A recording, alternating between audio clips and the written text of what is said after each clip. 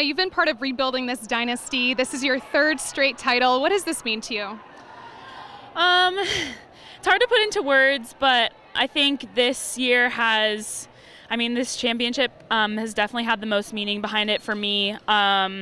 It's been the most challenging but the most rewarding 4 years of my life here on this team, and I wouldn't have wanted to share it with anyone else. And I think that this group has so much potential, and I'm really excited to continue to watch them grow.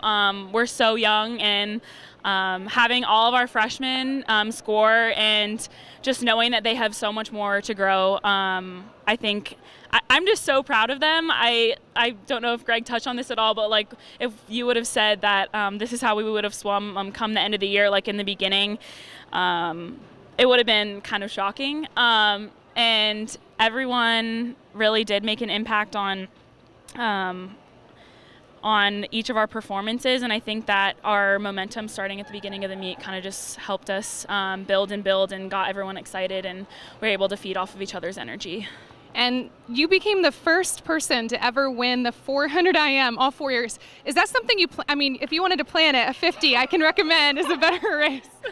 I think actually after my freshman year, when I was a little bit surprised that I won kind of coming in and not really knowing what to expect, I set a goal for myself to do that, and it wasn't an easy path to get there, but that's definitely something that I'm proud of.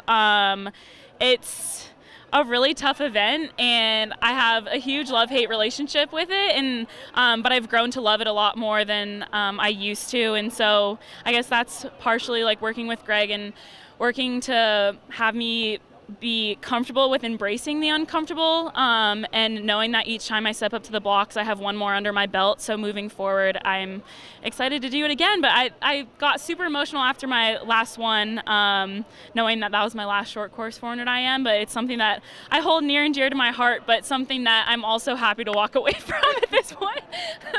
So. Greg, you guys have a loaded team here, tons of freshmen, tons of upperclassmen. How did you bring the team together at the beginning of the season with the end goal? Well, I think the team comes together through the leadership of our Ella and our other two seniors, Kim Williams and Leah Stevens. And they can't get enough. They can't get enough.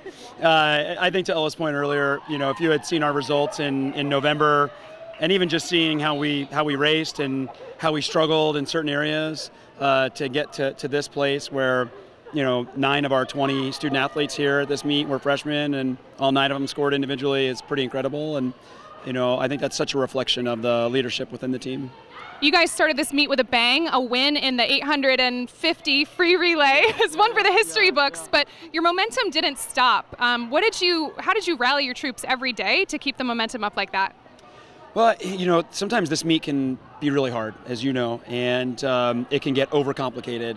And so we just really tried to keep it simple and take it one session at a time, and just being as good as we can be in each of those sessions. And winning the relay certainly helped, albeit with some interesting endings.